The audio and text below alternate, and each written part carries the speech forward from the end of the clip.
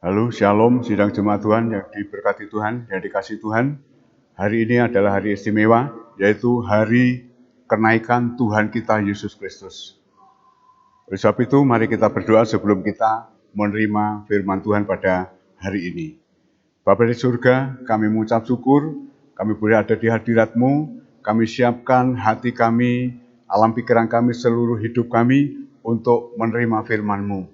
Tuhan berfirmanlah, nyatakanlah kehendak dan rencana-Mu, agar kami boleh mengerti kehendak-Mu dan kami boleh melangkah tepat seperti apa Engkau kehendaki dalam hidup kami, Tuhan. Terima kasih banyak ya Bapa. Berfirmanlah Tuhan, di hari istimewa ini, kami memperingati hari kenaikan-Mu, Engkau juru selamat dan penebus kami. Terima kasih Bapa. Kami sambut firman-Mu dalam nama Tuhan Yesus Kristus, juru selamat kami. Haleluya. Haleluya. Jemaat Tuhan, mari kita membaca Alkitab kita dalam kitab Kisah Para Rasul pasal 1, ayat 1 sampai ayat yang ke-11.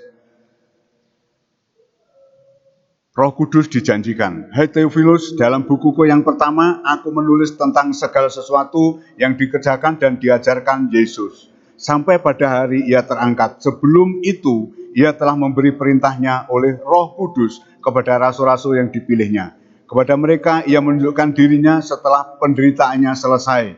Dan dengan banyak tanda, ia membuktikan bahwa ia hidup. Sebab selama 40 hari ia berulang-ulang menampakkan diri dan berbicara kepada mereka tentang kerajaan Allah. Pada satu hari ketika ia makan bersama-sama dengan mereka, ia melarang mereka meninggalkan Yerusalem dan menyuruh mereka tinggal di situ menantikan janji Bapa yang demikian katanya, telah kamu dengar daripadaku. Sebab Yohanes membaptis dengan air, tetapi tidak lama lagi kamu akan dibaptis dengan Roh Kudus. Maka bertanyalah mereka yang berkumpul di situ, Tuhan, maukah engkau pada masa ini memulihkan kerajaan bagi Israel? Jawabnya, engkau tidak perlu mengetahui masa dan waktu yang ditetapkan Bapa sendiri menurut kuasanya. Tetapi kamu akan menerima kuasa kalau Roh Kudus turun ke atas kamu, dan kamu akan menjadi saksiku di Yerusalem, di seluruh Yudea, dan di Samaria, dan sampai ke ujung bumi. Sesudah ia mengatakan demikian, terangkatlah ia, disaksikan oleh mereka, dan awan menutupnya dari pandangan mereka. Ketika mereka sedang menatap ke langit, waktu ia naik itu, tiba-tiba berdirilah dua orang yang berpakaian putih dekat mereka, dan berkata kepada mereka, hai orang-orang Galilea, maka kamu berdiri melihat ke langit. Yesus ini yang terangkat ke surga, meninggalkan kamu, akan datang kembali dengan cara yang sama, seperti kamu melihat dia naik ke surga. Haleluya. Puji Tuhan, Tuhan kita dari surga dan kembali ke surga. Dia naik ke surga. Dan pagi hari ini kita memperingati akan hari kenaikan Tuhan kita, Yesus Kristus. Tetapi, kenapa dia harus naik ke surga? Kenapa dia harus naik kembali ke surga?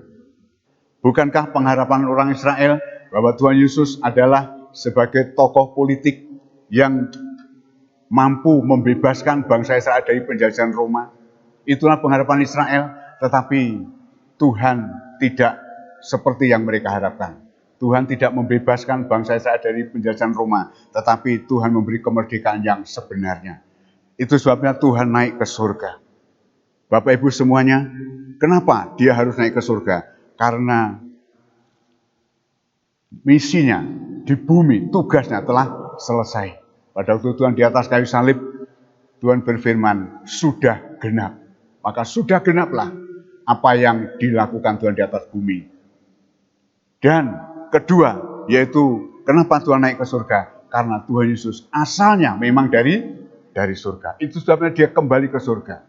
Kalau manusia, para nabi tubuhnya dari tanah dan kembali ke tanah menjadi debu. Tetapi Yesus Tuhan kita, dia adalah firman yang hidup. Dia yang ada dari surga kembali ke dalam kerajaan surga. Lalu, ngapain dia di surga? Mengapa dia di surga? Apakah sudah selesai tugasnya di dunia, lalu dia kembali ke surga, terus di surga Tuhan yang duduk diam, menikmati kemuliaan di surga? Bukan seperti itu. Tetapi yang nomor satu, Tuhan menjadi pengantara bagi orang yang percaya. Menjadi pengantara bagi kita, orang yang percaya kepada Bapa di surga. Kalau kita baca Ibrani pasal 7, kitab Ibrani pasal yang ke-7, ayat yang ke-23 kita mulai baca.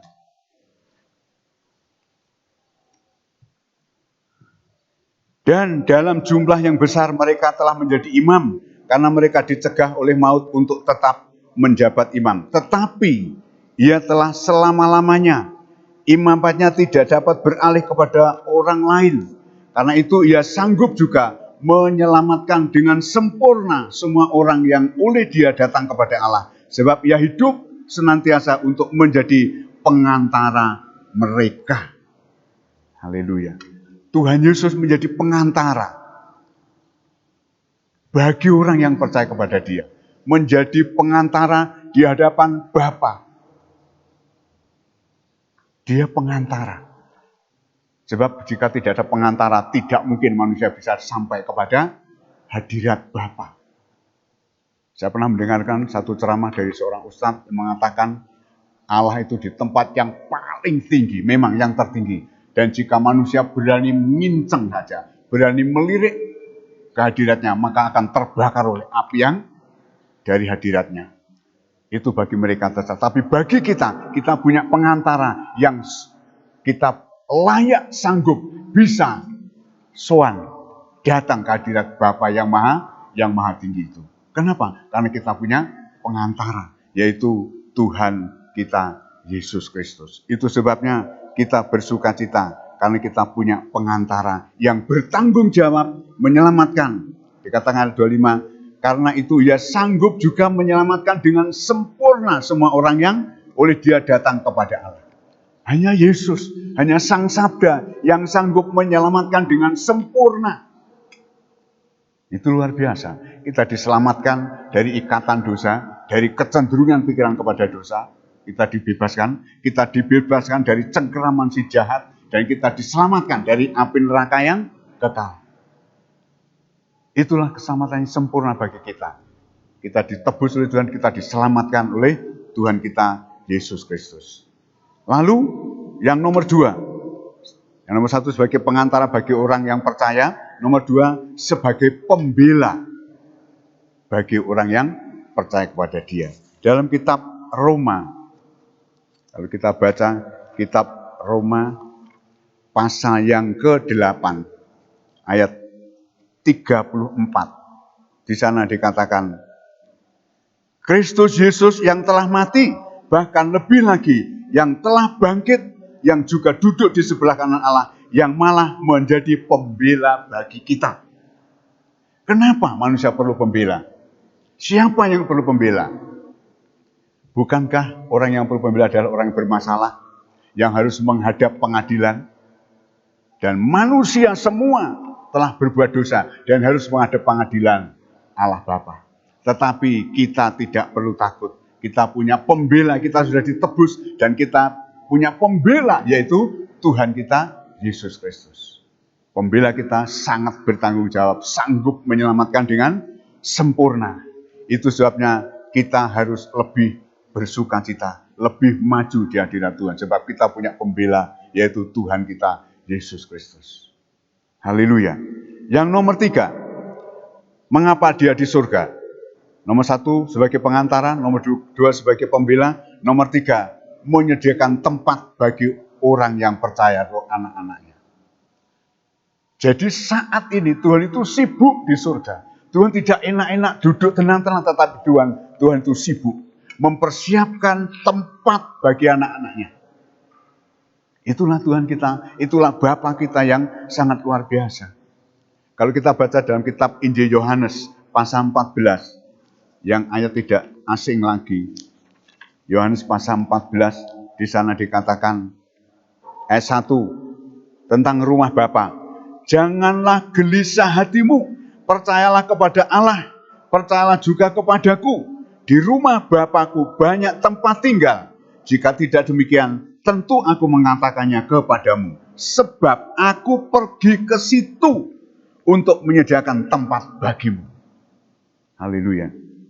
Dan apabila aku telah pergi ke situ dan telah menyediakan tempat bagimu, aku akan datang kembali dan membawa kamu ke tempatku, supaya di tempat di mana aku berada, kamu pun berada.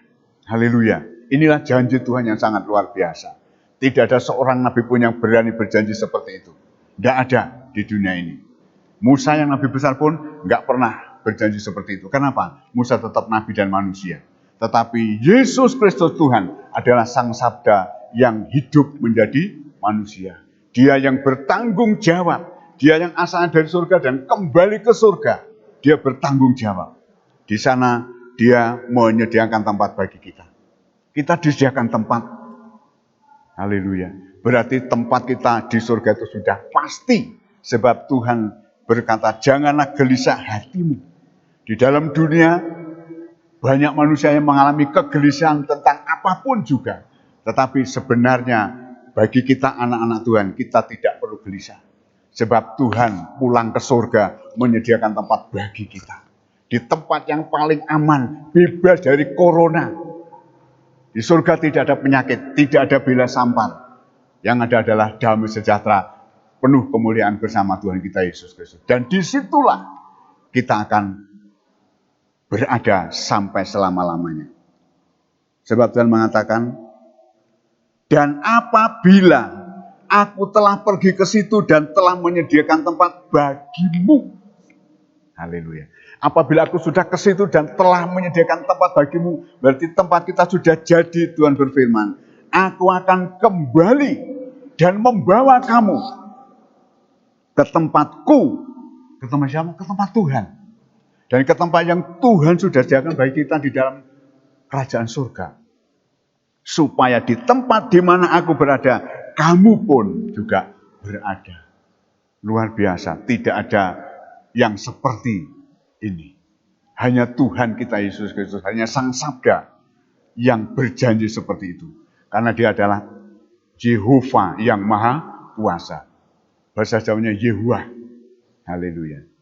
Dia adalah JHWH, Yahweh. Dan bahasa aslinya.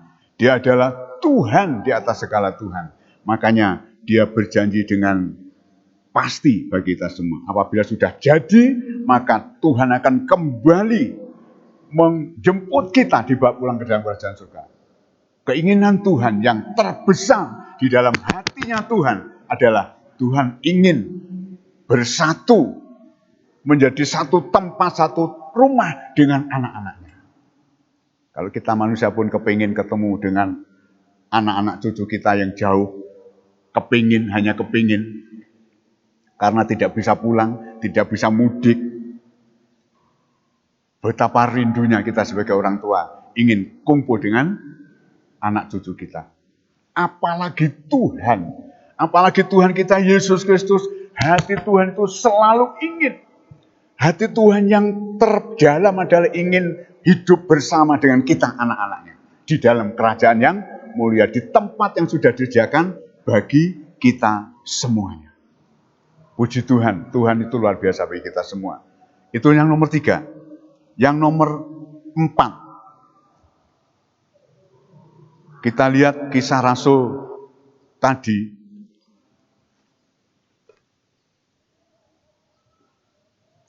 Kisah Rasul pasal yang ke-1 tadi, ayat yang ke-11. Tiba-tiba ada malaikat yang datang dan berkata kepada mereka, "Hai orang-orang Galilea, mengapakah kamu berdiri melihat ke langit? Yesus ini yang terangkat ke surga, meninggalkan kamu, akan datang kembali dengan cara yang sama seperti kamu lihat. Dia naik ke surga." Janji Tuhan, dia akan kembali datang ke dalam dunia, menjemput kita. Caranya bagaimana? Kedatangan Tuhan yang kedua kali nanti, Tuhan akan datang ke dalam dunia. Kedatangan Tuhan seperti apa? Bagaimana caranya? Seperti pada waktu dia naik ke surga. Semua mata akan melihat kedatangan Tuhan. Haleluya. Nah, hari ini kita tidak ngupas panjang tentang kedatangan Tuhan. Tetapi itulah janji Tuhan bagi kita. Kedatangan Tuhan itu khususnya untuk menjemput kita anak-anaknya. Kita patut dan harus bersukacita karena Bapa kita telah menyediakan tempat bagi kita di dalam kerajaan surga yang kekal. Lalu yang kelima, Tuhan berjanji akan mengirimkan Roh Kudus bagi orang percaya. Haleluya. Tuhan akan mengirimkan rohnya. Rohul Kudus, roh yang maha besar, roh yang maha kuasa. Segala kuasa tunduk kepada dia. Kepada kita Tuhan berjanji dia akan mengirimkan Roh Kudus. Kisah Rasul pasal 1 ayat 4 tadi dikatakan, ayat 4 dan 5. Pada satu hari ketika ia makan bersama-sama dengan mereka, ia melarang mereka meninggalkan Yerusalem, menyuruh mereka tinggal di situ, menantikan janji Bapa. Yang demikian katanya, telah kamu dengar daripadaku, sebab Yohanes membaptis dengan air, tetapi tidak lama lagi kamu akan dibaptis dengan Roh Kudus. Inilah janji Tuhan. Kita akan dibaptis dengan Roh Kudus. Bukan dipercik, tetapi akan dibaptis. Roh Kudus akan memenuhi hidup kita, akan menguasai seluruh eksistensi hidup kita. Dan Roh Kudus adalah roh yang maha kuasa, roh yang maha besar. Makanya kita juga harus berkata, roh yang ada di dalamku adalah lebih besar daripada roh yang ada di dalam dunia ini. Iman itu, Pak, kita orang-orang percaya yang sudah dibaptis dengan Roh Kudus, roh yang ada dalam diri kita itu lebih besar dari roh yang ada di dalam dunia. Apapun yang disebut dunia, roh apapun juga di dunia ini terlalu kecil dibanding dengan roh Tuhan yang ada di dalam diri kita. Sebab itu jangan takut dengan roh dunia. Mereka adalah musuh yang sudah dikalahkan oleh Tuhan kita, Yesus Kristus. Haleluya. Kita patut bersyukur, patut bersukacita. Satu ayat lagi kita akan baca dalam kitab Injil Lukas. Kitab Injil Lukas.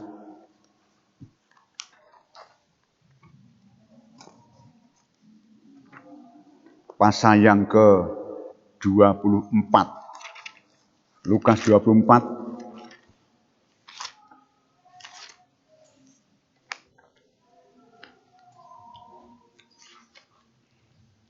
Ayat yang ke-48 dan 49.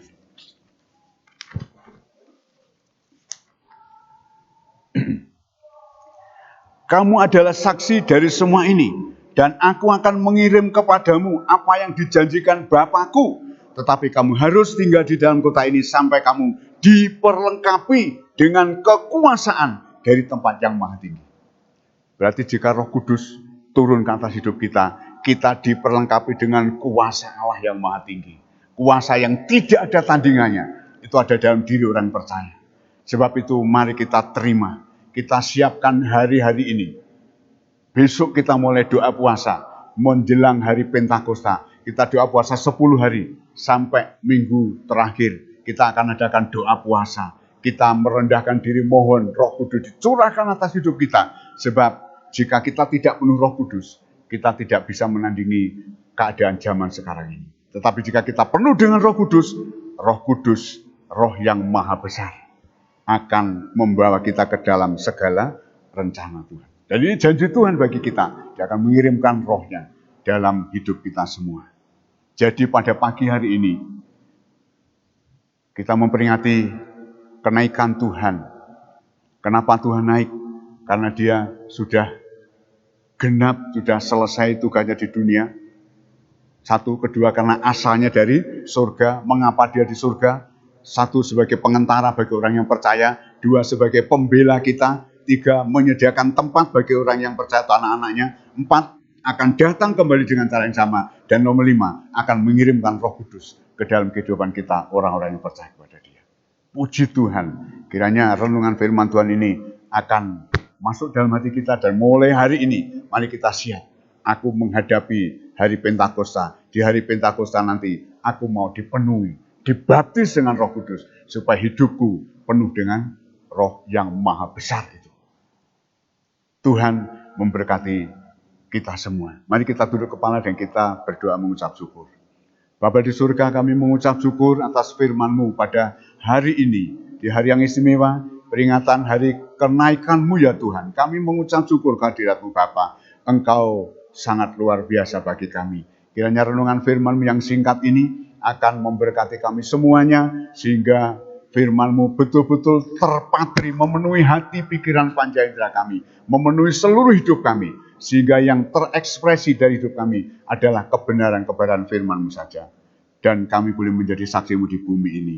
Hamba-Mu berhenti berkata-kata menyampaikan kebenaran firman-Mu. Kami mohon Tuhan Roh Kudus sendiri yang akan menjelaskan lebih terinci kepada seluruh jemaat-Mu, agar jemaat-Mu boleh mengerti dengan tepat dan boleh melakukan pegang firman-Mu dengan segenap hati Bapa. Terima kasih memberkati seluruh jemaat-Mu, masing-masing keluarga, tiap-tiap keluarga rumah tangga dari jemaat-Mu. Tuhan, Kau jaga pelihara penuh dengan kemuliaan-Mu, penuh dengan hadirat-Mu, bungkus dengan darah-Mu, pagari dengan pasukan malaikat-Mu. Bahkan Engkau adalah benteng api bagi kami umat-Mu. Bahkan segala yang dipunyai jemaat-Mu, Engkau bentengi semua Bapa, agar mata saja tidak akan mampu melihat kami umat ketebus-Mu. Karena Engkau adalah perlindungan yang sangat terbukti bagi kami semua. Terima kasih Bapa, berkati seluruh jemaat-Mu.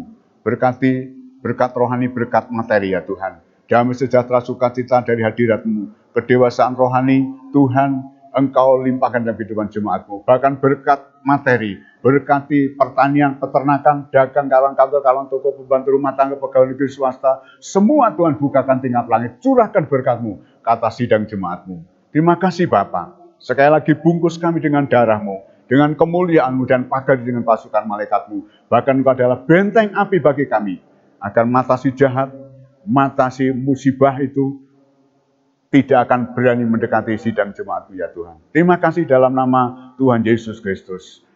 Jemaat yang dikasihi Tuhan, terimalah berkat rahmat damai sejahtera sukacita kekuatan iman dari hadirat Bapa. Diberkatilah sawah ladang-Mu, diberkatilah ternak-ternak-Mu, diberkatilah dagang-dagang-Mu, diberkatilah pekerjaan-Mu sebagai pembantu rumah tangga, karyawan kantor, pembantu rumah tangga, pegawai negeri swasta, semua Bapa membukakan tingkap langit, mencurahkan berkat ke atas hidup-Mu, ke atas rumah tangga-Mu, ke atas usaha-Mu, di dalam nama Bapa, Putra, Roh Kudus. Terima dengan iman-Mu, haleluya, semua yang percaya bersama-sama katakan, amin. Tuhan memberkati, haleluya. Selamat hari Minggu, Tuhan memberkati.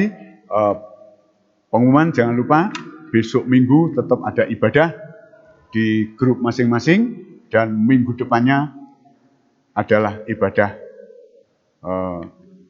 peringatan hari Pentakosta. Tuhan memberkati, sampai ketemu di waktu yang akan datang. Amin. Haleluya.